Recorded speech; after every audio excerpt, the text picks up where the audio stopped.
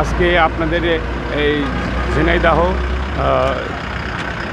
Jessore highway রোডে একটি মারাত্মক অর্থাৎ সড়ক দুর্ঘটনা ঘটেছে। আপনাদেরকে আমরা সেটি দেখানোর চেষ্টা করেছি প্রথমত। তো আসলে প্রতিনিয়মিত কিন্তু দুর্ঘটনাগুলো ঘটেই চলেছে। তো আসলে অনিয়ম অসচেতনার কারণে কিন্তু এই ঘটনাগুলো ঘটছে। আপনাদেরকে আমরা সতর্ক হওয়ার জন্য বিশেষভাবে অনুরোধ করা যাচ্ছে যে আসলে যে জায়গাটা এখানে যে চুটলিয়া মোড় অর্থাৎ তেঁতুলতলা আর চুটলিয়া এবং তেঁতুলতলার মাঝামাঝি এই দুর্ঘটনাটা ঘটেছে। আপনাদেরকে আমরা দেখানোর চেষ্টা করেছি এবং যে একটা যানজট সৃষ্টি হয়েছিল তার কিছু অংশ আপনাদেরকে কিন্তু প্রথমত দেখিয়েছিলাম।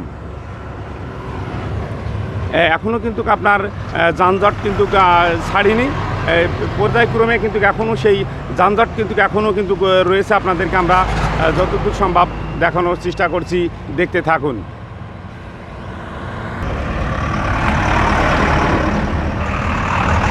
এখনও কিন্তু প্রায় আপনার আমরা যখন ঢুকেছিলাম বিষয়খালী থেকে অর্থাৎ চুটলিয়া মোড় পর্যন্ত একদম পুরো জাম ছিল।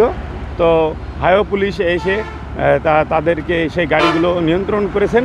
আপনাদেরকে আমরা সেটা হয়তো দেখাতে পারি নাই। প্রথম যে ভিডিওটি দিয়েছি সেটাই কিন্তু আমরা দিয়েছি।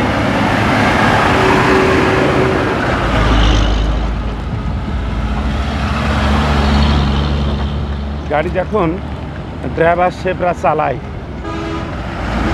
রাস্তার যে অবস্থানটা আসলে খুবই দুঃখজনক ব্যাপার। যে আসলে এই নিয়মে যদি এখন যদি এইভাবে যদি তারা যদি গাড়ি যদি এইভাবে যদি চালায় তাহলে কিন্তু আবারও কিন্তু দুর্ঘটনা ঘটতে পারে।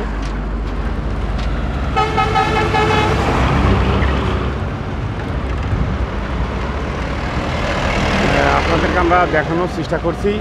দেখুন, তো আমার মনে হয় যে আমরা প্রায় কিন্তু আমরা যখন টেলিভিশনের সংবাদগুলো দেখি চট্টগ্রামের এবং ঢাকা বিভিন্ন জেলায় গাড়ির চাপগুলো, সেই চাপগুলো কিন্তু কাজকে কিন্তু আমরা এই জায়গা থেকে আমরা সেটা কিন্তু অনুভব করছি।